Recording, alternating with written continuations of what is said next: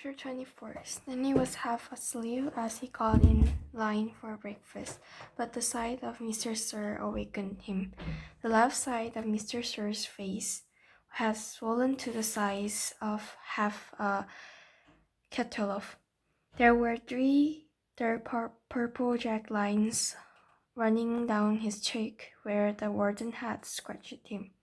The other boys in Stanley's tent had obviously seen Mr. Sir as well, but they had the good sense not to say anything. Stanley put a cartoon of juice and plastic spoon on his tray.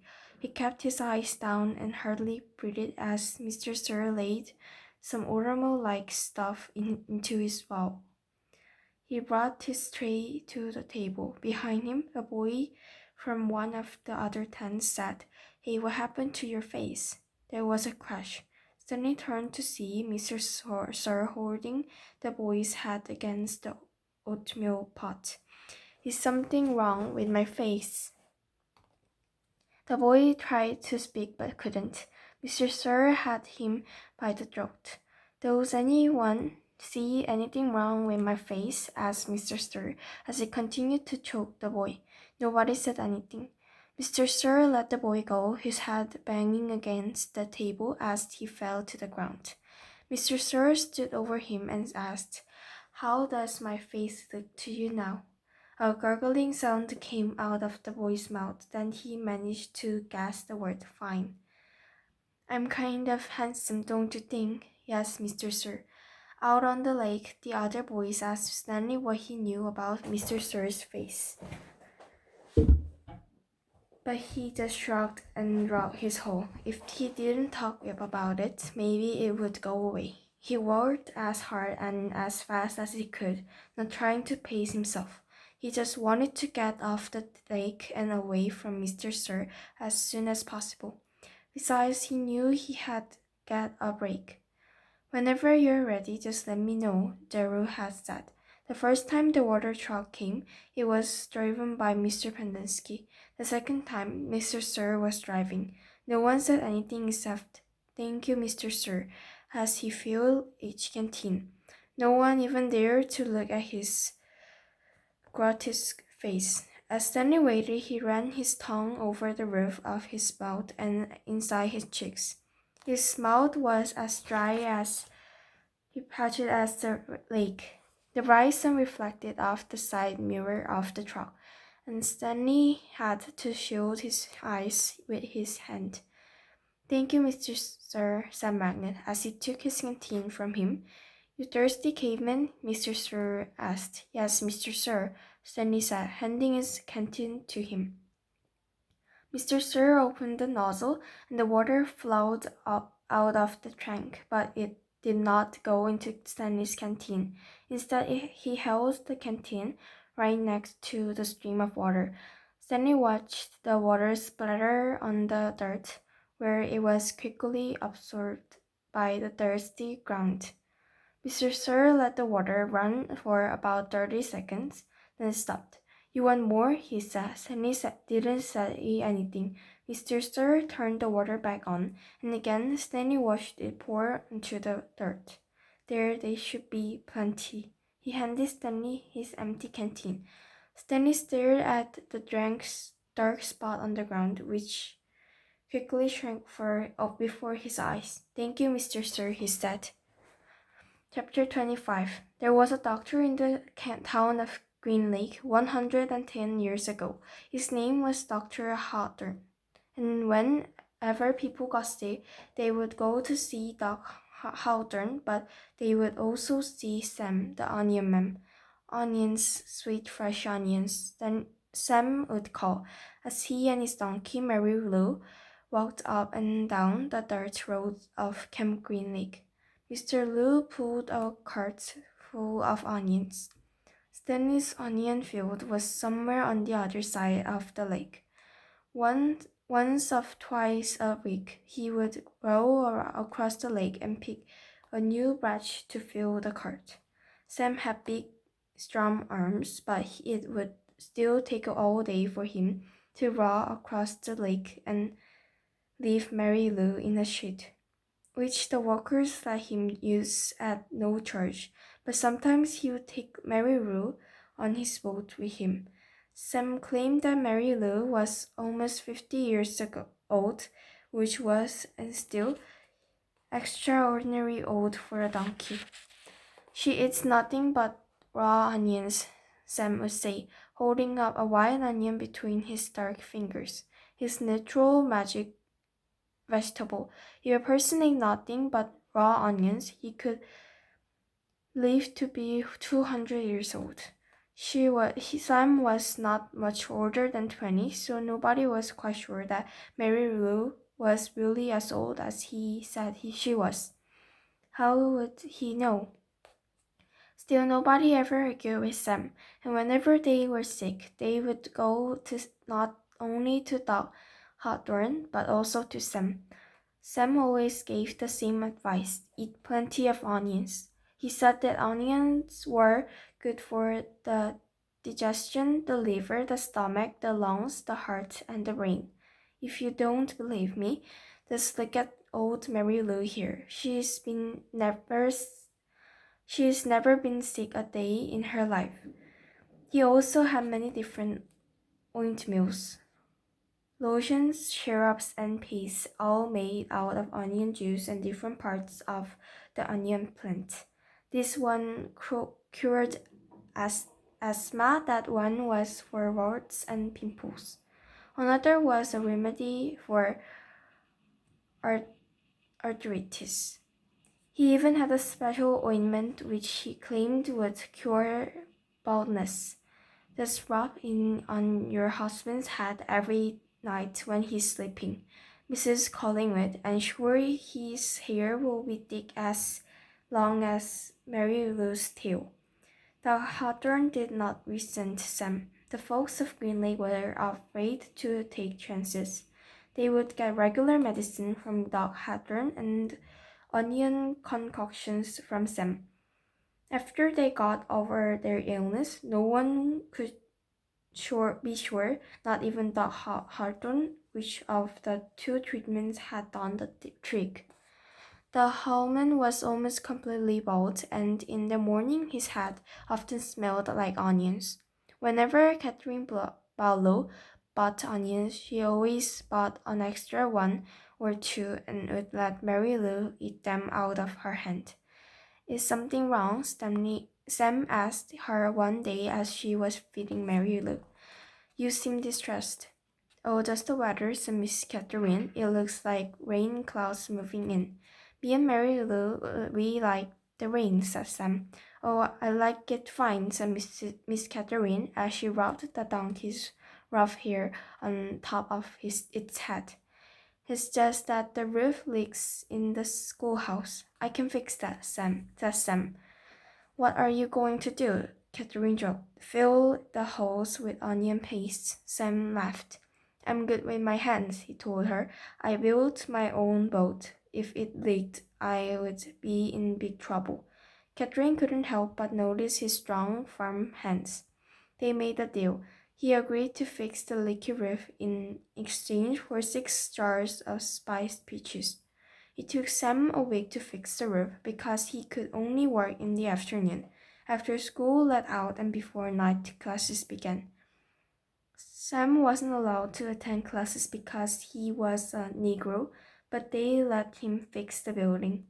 Miss Catherine usually stayed in the schoolhouse, grading papers and such while Sam worked on the roof.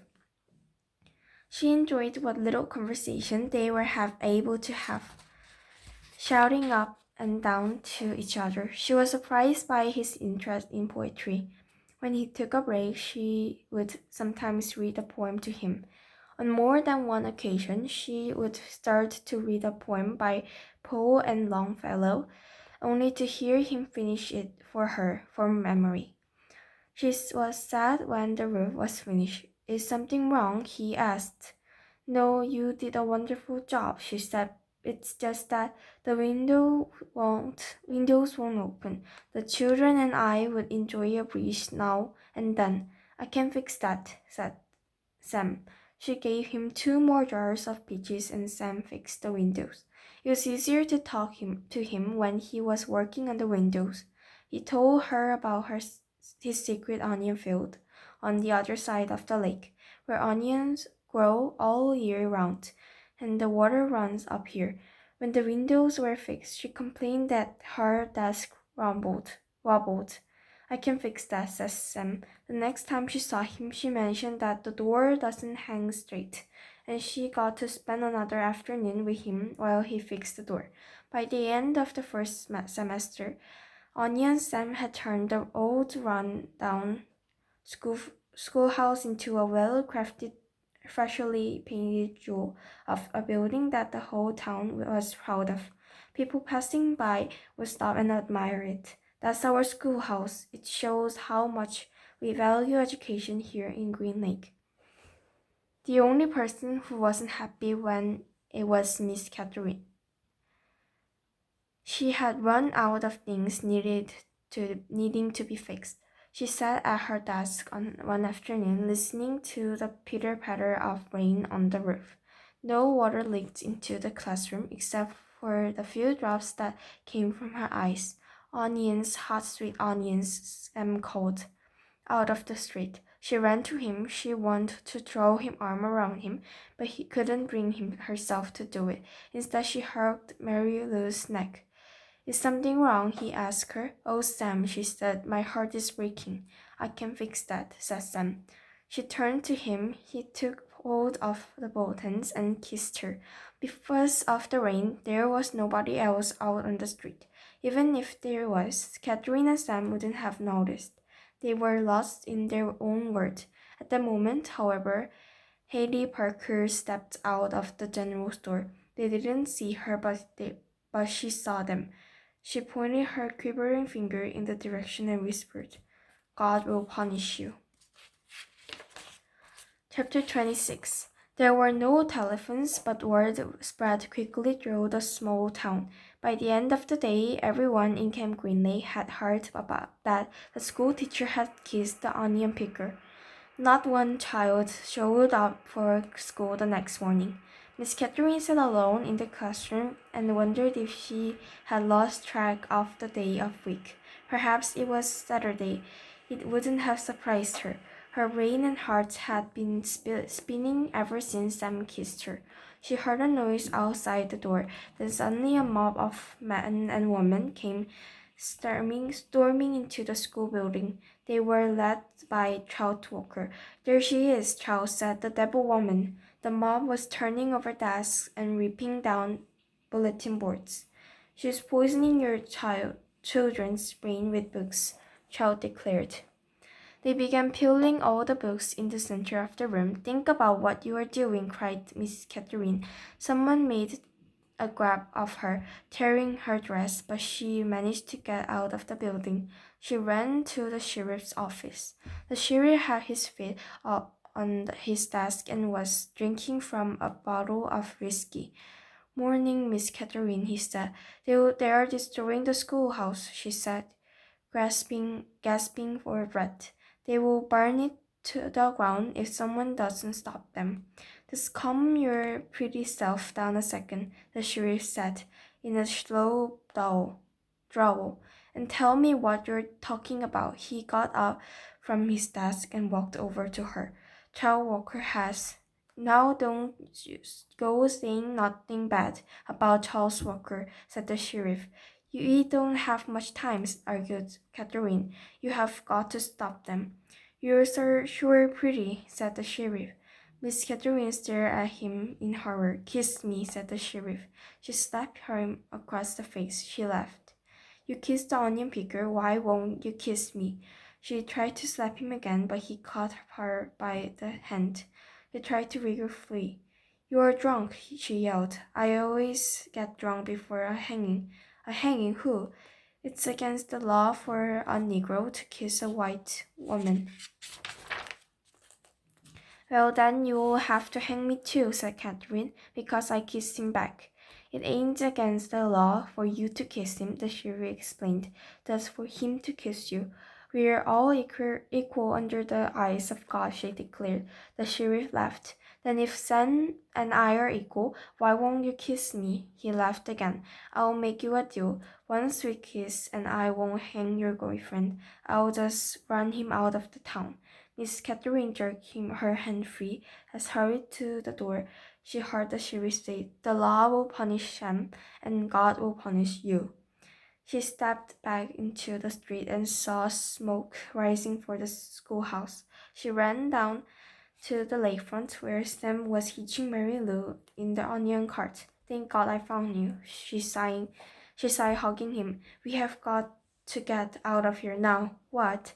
"Someone must have seen us kissing yesterday," she said. "They set fire to the schoolhouse. The sheriff and he's going to hang you." Sam hesitated for a moment, as if he couldn't quite believe it. He didn't want to believe it. "Come on, Mary Lou." "We have to leave Mary Lou behind," said Catherine. Sam stared at her a moment. There was a tear in his eyes. "Okay." Sam's boat was in the water, tied to a tree by a long rope. He untied it and then wrapped through the rudder and climbed aboard. His powerful arms rolled them away from the shore, but his powerful arms were not much of Trout Walker's motorized boat. They were little more than halfway across the lake when Miss Catherine heard the loud roar of engine. Then she saw the ugly black smoke. There was a fact. The Walker boat smashed into Sam's boat. Sam was shot and killed in the water. Catherine Barlow was rescued against her wishes. When they returned to the shore, she saw Mary Lou's body lying on the ground. The donkey had been shot in the head. That all happened 110 years ago. Since then, not one drop of rain had fallen on Great Lake. You make the decision. Whom did God punish? 3 days after Sam's death, Miss Catherine shot the sheriff while he was sitting in his chair drinking a cup of coffee. Then she carefully applied a fresh coat of red lipstick, and gave him the kiss he had asked for. For the next 20 years, Kissing Kate Barlow was one of the most feared outlaws in all the West. Chapter 27. Stanley dug his shovel into the ground. His hole was about 3.5 feet deep in the center. He grunted as he pried up some dirt and then flung it off to the side. The sun was almost directly overhead. He glanced at his canteen lying beside his hole. He knew it was half full, but he didn't take a drink just yet. He had to drink sparingly because he didn't know who would be driving the water truck the next time he came. 3 days had passed since the warden had scratched Mr. Sir. Every time Mr. Sir delivered the water, he poured Stanley straight onto the ground. Fortunately, Mr. Pendeski delivered the water more often than Mr. Sir. Mr. Pendeski was obviously aware of what Mr. Sir was doing, because he always gave Stanley a little extra. He had filled Stanley's canteen, then let Stanley take a long drink, then top it off for him. It helped too that Gerald was digging some of Stanley's hole for him, although, as Stanley had expected, the other boys didn't like to see Stanley sitting around while they were working. They had said things like, "Who died and made you king?" or "It must be great to have your own personal slave." The blame of the sunflower seeds. The other boys said it was his fault because he was the one who spilled them. "I risked my life for those seeds," Magnet had said, "and all I got was one lousy handful." Stanley had always tried to explain that he needed to save his energy so he could teach Gerald how to read, but other boys just mocked him. "Same story, ain't it, Armpit?" X-Ray had said. "The white boy sits around while the black boy does all the work. Ain't that right, Cayman?" "No, that's not right," Stanley replied. "No, it ain't." X-Ray agreed. "It ain't right at all." Stanley dug out another shovelful of dirt. It knew X-Ray shouldn't have been talking like that if he was the one who's teaching Zeros to read. Then X-Ray would be talking about how important it was that he got his rest, right? So he could be the better teacher, right? So, and that was true. He didn't need to save his strength so he could be a better teacher. Although Zero was a quick learner, sometimes in fact Stanley hoped the warden was watching them with her secret camera and microphones, so she had known that Zero wasn't as stupid as everyone thought. From across the lake, he could see the approaching dust cloud. He took a drink from his canteen and waited to see who was driving the truck. The swelling on Mr. Sir's face had gone down, but it was still a little puffy. There had been 3 scratch marks down his cheek. 2 of the marks had faded, but the middle scratch just had been the deepest because it still remained.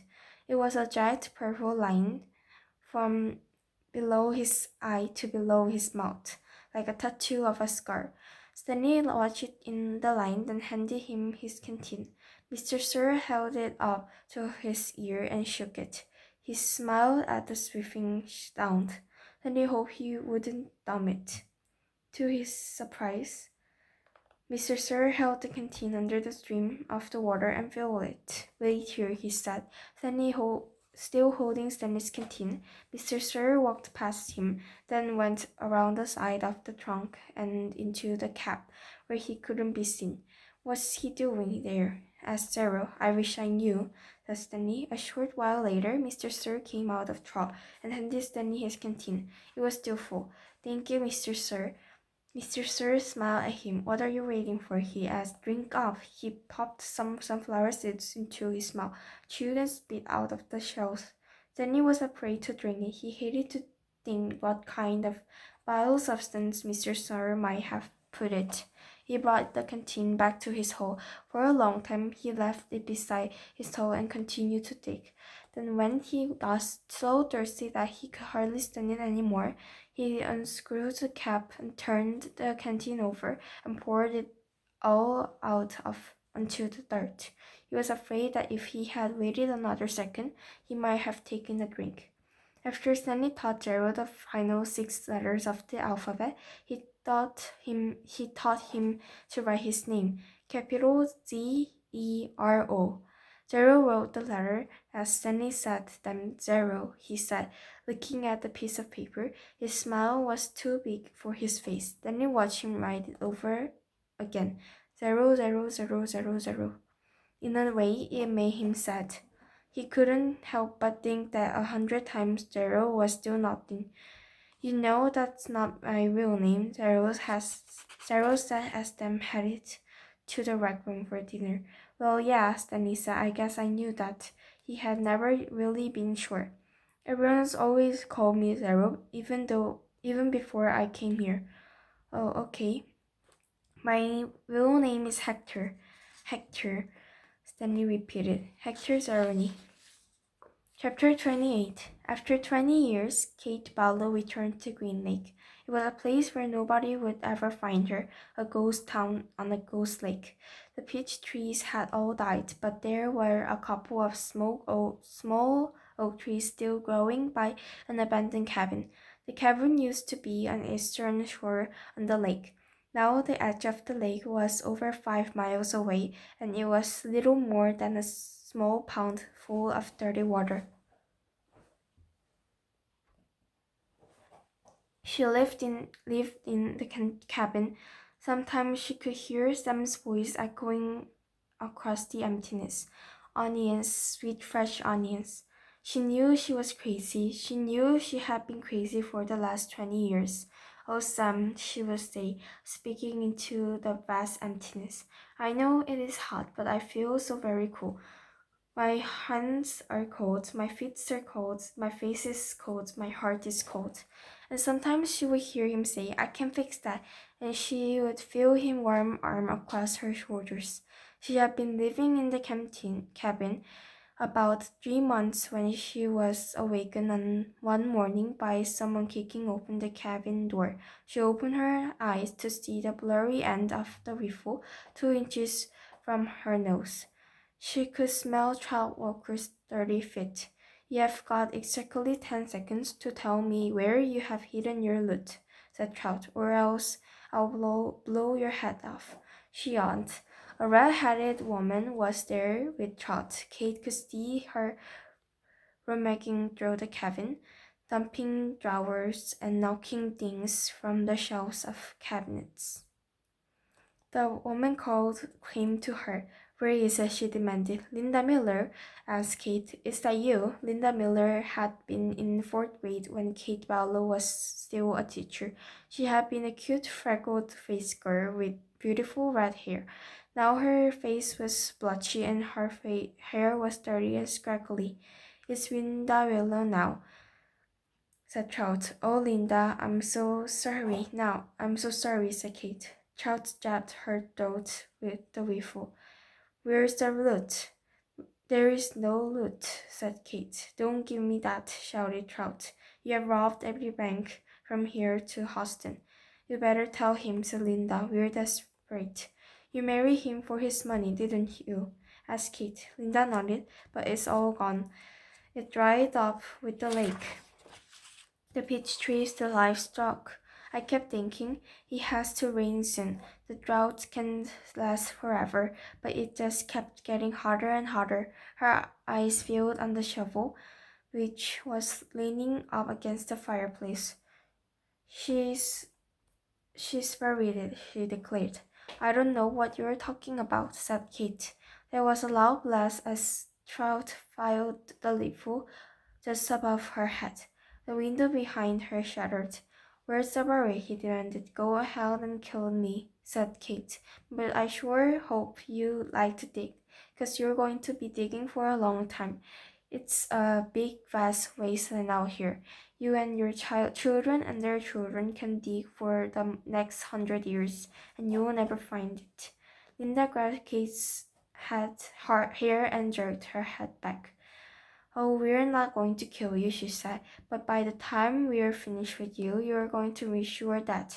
I've wishing I was dead for the last 20 years, said Kate. They dragged her out of the bed and pushed her outside. She wore blue silk pajamas. Her turquoise-studded black boots remained beside her bed. They loosely tied her legs together so she could walk, but she couldn't run. They made her walk barefoot on the hot ground. They wouldn't let her stop walking. Not until you take us to the loot, said Trout. Linda hit Kate on the back of the legs with the shovel. You're going to take us to it sooner or later, so you might as well make it sooner. She walked one way, then another, until her feet was black and blistered. Whenever she stopped, Linda whacked her with the shovel. I'm losing my patience, warned Trout. She felt the shovel jab into her back, and she fell onto the dirt. Get up, ordered Linda. Kate struggled to her feet. We're being easy on you today, said Trout. It's just going to keep worse and worse for you until you take us to it. Look out, shouted Linda. A lizard leaped toward them. Kate could see its big red eyes. Linda tried to hit it with a shovel and Trout shot at it, but they both missed. The lizard landed on Kate's bare ankle. Its sharp black teeth bit her ankle leg. Its white tongue lapped up the droplets of blood that leaked out of the wound. Kate smiled. There was nothing they could do to her anymore. Start digging, she said. Where is it? Linda screeched. Where had you buried it? Trout demanded. Kate Barlow died laughing. Part 2. The Last Hole.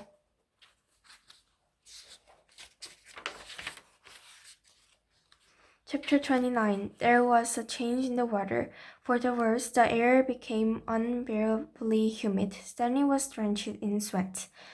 Beads of moisture ran down the handle of his shovel. It was almost as if the temperature had gotten so hot that the air itself was sweating. A loud boom of the thunder echoed across the empty lake. The storm was way off to the west, beyond the mountains. Then he could count more than 30 seconds between the flash of lightning and the clap of thunder. That was how far away the storm was. Sound travels a great distance across a barren wasteland. Usually Stanley couldn't see the mountains at this time of day. The only time they were visible were just at sunup, before the air became hazy. Now, however, the sky was very dark to the west, and every time the lightning flashed, the dark shape of the mountain would fully appear. "Come on, rain," shouted an armpit. "Blow this way." "Maybe it will rain so hard it will fill up the whole lake," said Squid. "I can go swimming." 40 days and 40 nights, said X3. "Guess who better start building us an ark. Get 2 of each animal, right?" "Right," said X-ray. 2 rattlesnakes, 2 scorpions, 2 yellow-spotted lizards. The humidity, or maybe the electricity in the air, had made Zigzag head even more wild-looking. His frizzy blonde hair stuck almost straight out. The horizon lit up with a huge web of lightning. In that split second, Stanley thought he saw an unusual rock formation on the top of the mountain peaks. The peak looked him exactly like a giant fist, with the thumb sticking straight up. Then it was gone, and Stanley wasn't sure whether he had seen it or not. It found refuge on God's thumb. That was what his great-grandfather had supposedly said after Stanley Bellow had robbed him and left him stranded in the desert. No one ever knew what he meant by that. He was delirious when he said it. But now, how could he live for 2 weeks without food or water? Stanley asked his father. "I don't know. I wasn't there," replied his father. "I wasn't born yet. My father wasn't born yet. My grandmother, your great-grandmother, was a nurse in the hospital where they treated them." He had always talked about how she had wrapped his forehead with a cool wet cloth. He said that's why he felt in love with her. He thought she was an angel. A real angel, his father didn't know. What about after he got better? Did he ever say what he meant by God's thumb, or how he survived? No, he just blamed his no good pig-stealing father. The storm moved farthest west along with any hope of the rain. But the image of the fist and thumb remained in Stanley's head, although instead of lightning flashing behind the thumb, in Stanley's mind the lightning was coming out of the thumb as if for the thumb of a god.